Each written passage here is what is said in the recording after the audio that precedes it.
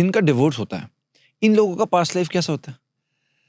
कोई केस आया जिसका डिवोर्स और नहीं देखिए, डाइवर्स के अंदर जो केस आता है, देखिए उसमें क्या होता है कि जनरली हमारे जो संबंध बनते हैं ना, अधिकतर हमारे संबंध सांसारिक मजबूरियों से ज़्यादा बनते हैं। आप देखिए मेरे पास में जितने भी केस आते हैं उसमें क्या देखता हूँ कि आपको पसंद नहीं था लड़का, आपको पता भी नहीं था लड़का, माँ बाप ने पसंद किया, माँ बाप की इच्छा थी, और आप जब लड़का लड़की देखते हैं तो आप कई बार क्या देखते हैं, घर अच्छा है जी, है ना, इनके व्यापार अच्छा है जी।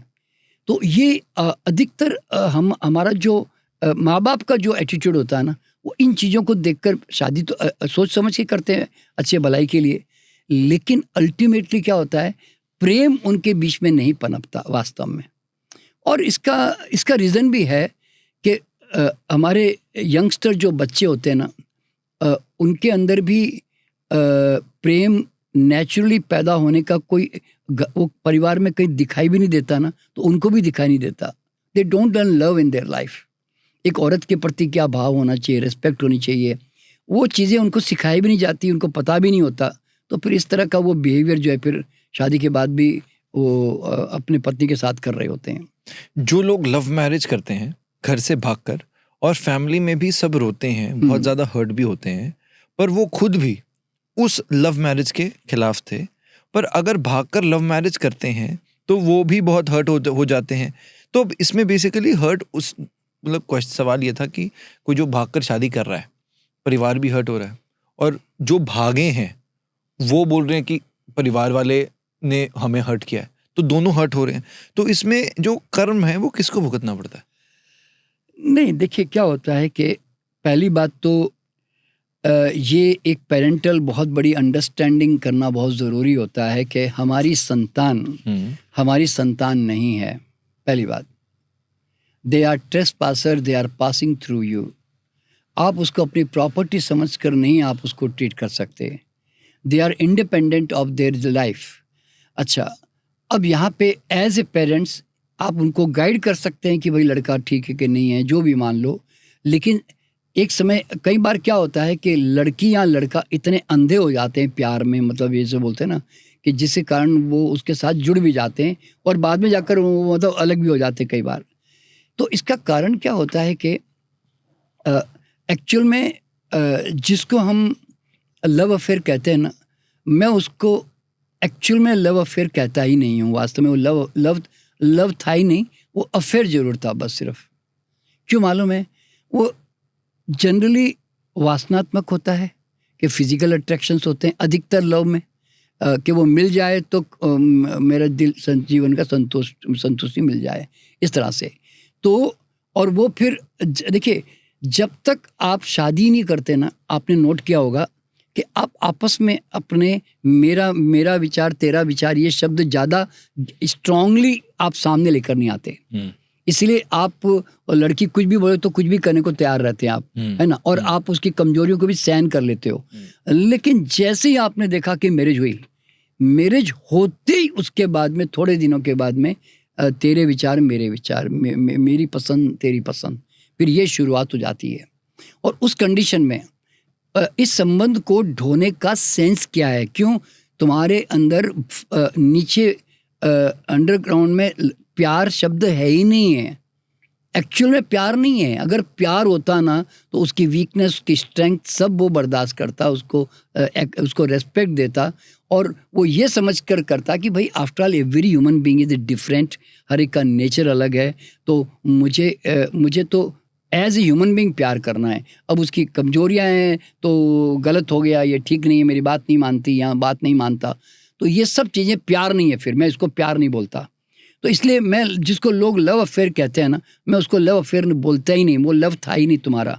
क्योंकि अगर लव होता तो तुम चाहे जैसे भी हो आपस में एक दूसरे के लिए सरेंडर करते ही, और आपस में तुम साथ में जीते ही, हर स्थिति में, हर एक कंडीशन में तुम अपने आप को मेंटेन करते, अपने प्यार को। मतलब मेंटेन करना प्यार को आप कह रहे हो? घर प्यार में का रहकर मतलब तुम एक दूसरे को कदम कदम पर सपोर्ट करते तुम्हारी और तुम अपने आप को संभालते, तुम कमज़ोर पड़ते तुमको वो शक्ति देता, तुम्हें मजबूत करती या करता कोई। तो मतलब जब तुम्हारा एक जेन्युइन साथी तुम्हें मिलता है ना, तो तुम्हें हमेशा तुम्हें संभाल के चलता है, तुम्हारी हर गरीबी अमीरी में तुम्हारा साथ देता है तुम्हारा, इस तरह से। तो सर इसका मतलब ये है कि आप कह रहे हो कि अगर सही पार्टनर होगा तो कभी भागने की जरूरत नहीं पड़ेगी? नहीं, जरूरत नहीं पड़ेगी, बिल्कुल नहीं पड़ेगी कभी भी। क्योंकि और ये देखो, ये कुछ तो जो हमारे अट्रैक्शन, देखिए अच्छा अब यहाँ पे एक बात जो है ना, पास्ट लाइफ्स की चूंकि हम बात कर रहे हैं, तो कई हमारे संबंध जो बनते हैं ना, वो पास्ट लाइफ के कर्मों के कारण ही वो अच्छे संबंध हमारे आसपास आते भी हैं, और गलत संबंध आते हैं तो वो भी पास्ट कर्मा के कारण आते हैं। सीधी सी बात है। आज अगर मेरी वाइफ मेरे पास वापस आई है कहीं भी घूम घुमा के, तो चाहे कहीं भी किसी परिवार में पैदा हुई हो, तो मेरे पास कर्मों से आ रही है ना। तो वो क्योंकि हमने आपस में दूसरे को रेस्पेक्ट दी है, प्यार दिया है, तो again she is repeating with me. तो इसीलिए क्या होता है, तो प्यार हम इसको बोलेंगे कि भाई हम आपस में एक दूसरे की बहुत स्ट्रांगली रेस्पेक्ट करते हैं, in spite of all our different nature and different characters. हमारे एटीट्यूड डिफरेंट होंगे, लेकिन उसके बावजूद भी जो है आज वो एक दूसरे को एक्सेप्ट करके रेस्पेक्ट करते हैं ना, ये सबसे बड़ी बात होती है। मतलब रियल आप जो पास्ट लाइफ के हम कॉन्टेक्स्ट से समझ रहे हैं कि अगर असली प्यार होगा तो वो कभी भी परिवार से भी दूर नहीं भेजेगा। नहीं भाई, कभी। पर सर अगर परिवार वाले बहुत टॉक्सिक हैं और वो नहीं मान रहे, तो फिर अगर वो भाग के जा रहे हैं तो वो सही है, बिल्कुल भी सही है। कारण क्या मालूम है, अब एग्जांपल दे रहा हूँ। देखो कि अब जैसे हमारी खुद की मैरिज है, मेरी वाइफ जैन परिवार से, मैं कट्टर ब्राह्मण परिवार से हूँ मैं। तो हम भागे तो हमारी पुलिस केस हुई हमारे पीछे। आप भागे थे? हाँ जी, हम तो उस लड़की को लेके भागा था मैं। अच्छा। वास्तव में हाँ, मतलब भागा का मतलब क्या मैं बताना चाहूँगा कि मैं मतलब ऐसा नहीं कि मैंने चुपचाप साइलेंटली तू रात को घर से निकल जाना, ऐसे नहीं। नीचे लेने आओगे? नहीं, नीचे लेना आऊँगा, ऐसे नहीं। मैंने 1 महीना पहले जाकर मैंने उनके, जब मुझे पता चला कि ये लड़की मुझसे मैरिज करना चाहती है, तो मैंने उनके सारे भाइयों को, उनकी माता पिता, दादियों को, सबको जाकर मैंने कहा इस लड़की के साथ मुझे शादी करनी है, 1 महीने का आपके पास समय है, आप सोच लीजिए, और उसके बाद में फिर मेरे हिसाब से जो मुझे एक्शन करना वो मैं करूँगा। बिल्कुल, तो पूरा मूवी वाला सीन है। हाँ, मूवी वाला बिल्कुल। मैंने उनको प्रैक्टिकली जाकर बोला, तो उन्होंने उस समय गलत रिएक्शन नहीं दिया, उन्होंने कहा कि ठीक है, अच्छा हम सोचते हैं, इस तरह से। लेकिन बाद में उन्होंने सविता मैडम पे जो है बहुत रेस्ट्रिक्शन डाल दिए, क्योंकि उनको घर से बाहर निकलना बंद कर दिया। तो जब तो उसको खुद को लगा कि मैं अब जेल में कैद हो गई हूँ, तब उसने मुझे कहा कि मुझे यहाँ से ले जाओ। तो अब ये स्थिति देखो ना, कोई लड़की को जब आप कैद में रखना शुरू कर देते हो और मिलना जुलना बंद कर देते हो, तो उसने जब ऐसे कहा तो मैंने कहा तो डोंट वरी, अब मैं बोला अब तुम्हें मैं लेके जाऊंगा यहाँ से उठा के। राइट। तो उसके बाद फिर मैंने प्लान किया और उसको मैंने घर से बाहर निकाल के मैं लेके गया उसको, मतलब इस तरह से। तो आज हमारे शादी को आज 50 साल हो रहे हैं, आज हम साथ में रह रहे हैं ना मस्ती से, ज़रा सोचिए। और आज भी हम दूसरे को रेस्पेक्ट करते हैं, एक दूसरे के साथ रहते हैं। सर आप भी अपने टाइम पे धर्मेंद्र ही रहे हो। नहीं, कारण क्या होता है कि एक बार जब पता चल गया कि यार ये मेरे लिए डिज़ाइंड और मेरी खुद की आत्मा उसके प्रति आकर्षित है, और हम चूँकि ऑलरेडी, देखिए ये तो ड्रामा तो हुआ, ये तो जैसे बोलते हैं ना कि ऐसी होता चला गया। हम तो वाकई में हम तो आपस में वैसे ही बंधे हुए थे, वैसे खाली बस वो सिचुएशन क्रिएट करनी थी आपस में वापस जोड़ने के लिए। क्योंकि अब आपने ये बोला है ना, तो काफी लोग ना बहुत ज्यादा ऑब्वियसली खुश हो जाएंगे, पर कई लोग ना इसको एक गलत कॉन्टेक्स्ट में भी लेंगे। इसलिए मैं चाह रहा हूँ इसको ना हम एक सही, क्योंकि कई बार होगा कि एक्चुअली में वो लड़का सही नहीं होगा, मे बी कोई लड़का है लड़की व्हाटएवर, तो एक हमें ना यहाँ पर एक बेस बनाना बहुत जरूरी है, जो कि आप दें कि लोग कल जाए डॉक्टर साहब ने कहा है जी हम तो जा रहे हैं लड़की उठा रहे हैं। नहीं देखिए, ऐसा नहीं। देखिए क्या होता है कि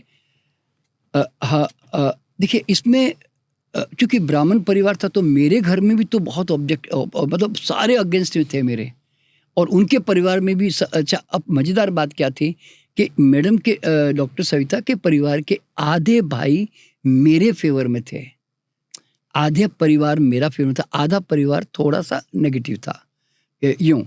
तो उस कंडीशन में क्या था कि वो आधा परिवार की फेवर होने के कारण मेरे लिए बहुत इजी हो गया, क्यों they have helped me too, वो उसको बाहर वहाँ से निकालने के लिए उन्होंने मदद की मेरी। जैसे 2-3 भाई मेरे फेवर में थे, एक बड़ा भाई सिर्फ उसका मेरे फेवर में नहीं था और एक भाई न्यूट्रल था।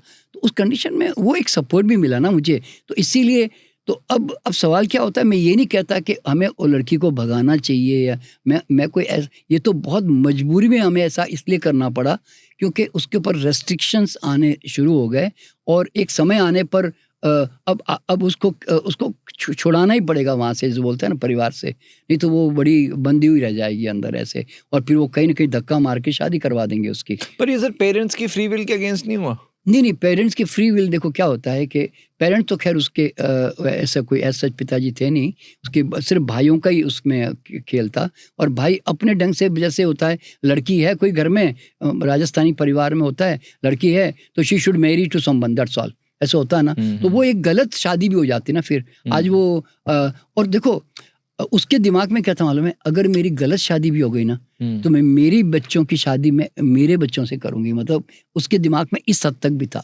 राइट। ऐसे तो देखिए क्या होता है कि अब चूंकि कई घटनाएं घटनी होती है, तो अब वो पेरेंट के अगेंस्ट में गए कि नहीं गए मुझे भी नहीं मालूम भाई, लेकिन हमारा जुड़ना पक्का लिखा था कुदरत ने, तो ये सब सिचुएशन क्रिएट होनी ही थी, मैं ऐसा मानता हूँ।